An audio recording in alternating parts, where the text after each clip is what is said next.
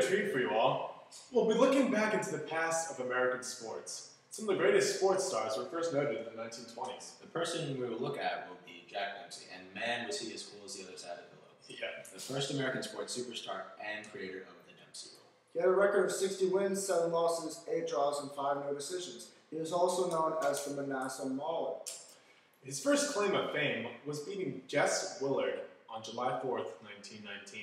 Jack Dempsey was 6 inches shorter and 56 pounds lighter than Jess, so this could hardly be called a fair fight.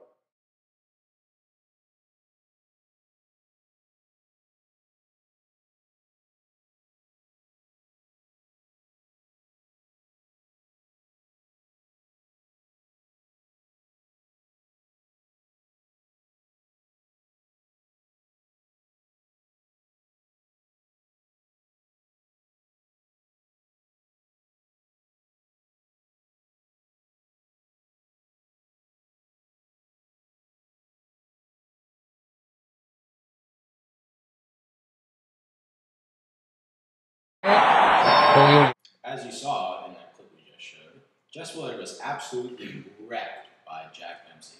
Jess got a severe concussion, several broken ribs, punctured lung, a broken cheekbone, as well as a broken nose, all by someone who's 50 pounds lighter than him. Over the next 7 years, Jack would bring unheard of crowds to watch his fight.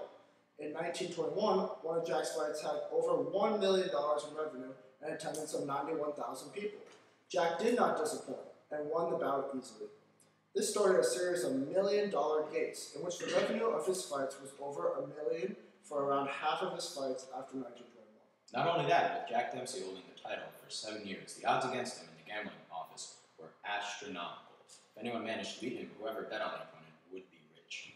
And a lot of people became rich after the next fight you will be shown. Yes. Next up, we have Jack Dempsey's title loss 7 years later versus Gene Tooney. This was a much fairer fight than Jack's fight versus Jess, as both are the same weight of 181 pounds.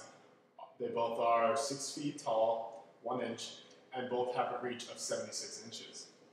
This was a good fight, one of the best in history, I think, but that's for you to decide. Here it is, Jack Dempsey's versus Gene Tooney.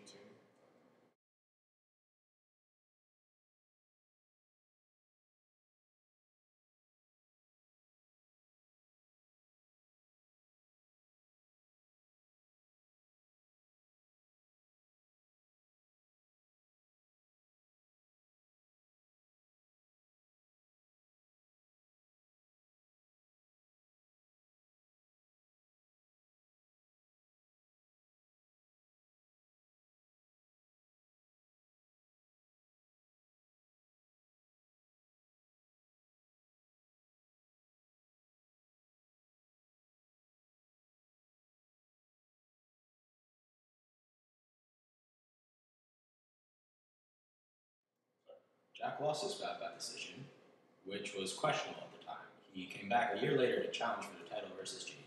This fight became known as the Battle of the One Count. In the 7th round, Jack knocked him down. According to the referee, Jack did not return to a neutral corner, so the ref refused to count until he did. The ref gave a 9 count when Gene got back up. This caused a huge uproar among boxing for a time because it was later determined that Gene was on the ground for 14 seconds, which is easily over the 10 count rule. Great grandmother's spatula. That's all we have on Jack Dempsey, but we do have more coming up on Shoeless Joe Jackson. And Red Ridge.